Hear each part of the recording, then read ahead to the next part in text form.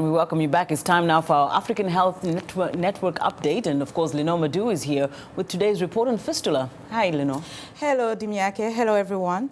Well, obstetric fistula is a serious health issue in the developing world.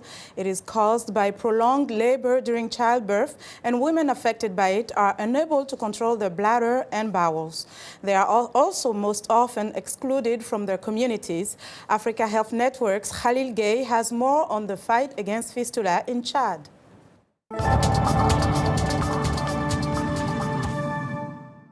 In the taxi that takes her from her village to the Fistula Treatment Center in Chad's vibrant capital, N'Djamena, Henrietta is pensive, concerned about her health. After 2 days of labor in her village with no medical assistance, her baby was stillborn and she suffered obstetric fistula, an abnormal communication between the rectum, the bladder, and the vagina. Now leaking urine and feces, she is abandoned by her husband and shunned by her community. When Henrietta arrives at the National Center for Fistula Treatment, where the United Nations Population Fund, UNFPA, is holding a fistula reparation campaign, she is warmly welcomed and prepared for the operation that will change her life. Today we have a team of 5 Chadian doctors who are being trained to fistula treatment by a team led by Professor Magueye Gueye, who is a renowned urologist and the president of the Association of African Urologists, who come on a mission 4 times in Chad and associates every time a team of local doctors to the treatment. We hope that in 2 years the Chadians will be totally independent in the treatment of fistula. Here in Chad, a country of 11 million people in northern Central Africa, almost half of women affected by fistula are divorced, and many are abandoned by the husband and family.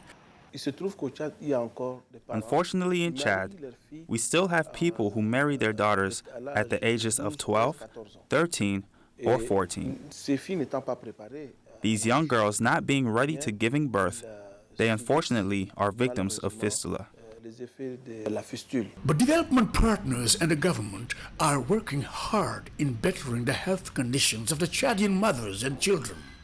And Chadian President Idriss Déby says he puts his people's health on the top of development priorities. When I had my fistula, I suffered a lot. Everywhere people were mocking me and some would even insult me. Fortunately, my parents helped me, but I suffered a lot, and my husband abandoned me. Men do not care, and women were dying hidden. I said that this should not continue. It is intolerable that a man, a Chadian within the application of his beliefs and tradition, gives his little girl to marriage before the age of 18.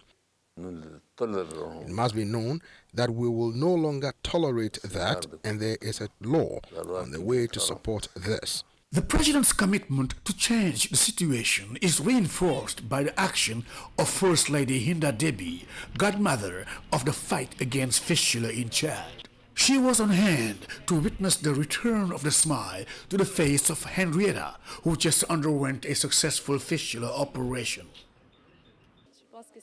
We must all join our forces in the fight against fistula with the help of UNFPA, the Ministry of Health, and all the population. It is a pleasure to see these women smiling again and returning home for a new life. The high-level commitment to the fight against obstetric fistula in Chad is bearing its fruits.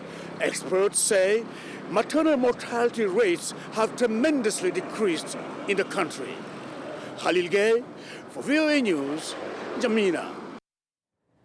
For more discussion on fistula, I'm joined via Skype from Bissau, Guinea-Bissau, by Dr. Serigne Magueye Gueye, Professor of Urology at the Cheikh Anta Diop University in Dakar, Senegal. Hello, Dr. Gueye. Welcome to the program. Dr. Hello, how are you? Hello, welcome. You've been traveling around the continent, training providers, giving surgery to those women who need it. Can you first of all tell us the extent of this problem on the continent? How common is it? Thank you very much for inviting me to join you at this show today. The reason of my presence in Bissau today is to continue to support the country, the Ministry of Health, UNFPA, and practitioners to get some skills in treating those ladies suffering from vesicovaginal fistula from obstetric level. We don't know exactly the magnitude of obstetric fistula in the world, but what we are sure is that at least 80% of women suffering from fistula are living in sub-Saharan Africa, and mostly in some underserved countries like Guinea-Bissau, and especially those countries which are experiencing kind of post-conflict reconstruction like Chad, DRC, and Guinea-Bissau, where fistula is very common. Now, what we understand as one of the causes is the prolonged labor, but are there some underlying causes? Mm-hmm. We heard about some of the cultural practices that can be blamed on this issue. What can you tell us? Absolutely. I do think that early marriage and early pregnancy is one of the most preeminent causes of fistula. Unfortunately, ladies are giving birth when they are like 14, 13, even less. But whatever cultural factor is, if we have cesarean section having fistula, like in the United States, you might see some girls at 10, 12, 14 giving birth sometime, but they have assistance during pregnancy, they do have assistance during labor. But in those countries I was talking about, like in some part of Guinea-Bissau, in DRC, in Chad, or countries, unfortunately, this health system is very scarce and C-section is not available. And there was always like female genital mutilation in some places in Africa where it can lead to a kind of increase of the risk of having vesicovaginal fistula too. Now, with regards to treatment, surgery obviously has been promoted as one of the ways to treat it. Is it the only way, or are there other options? And how much does it cost? How available is it to these women? Well, surgery is the main, or I can say the only treatment available for any fistula, because fistula is a communication between the urinary system and the genital system, or between the digestive system and the vagina. So if this happens, only surgery can do something.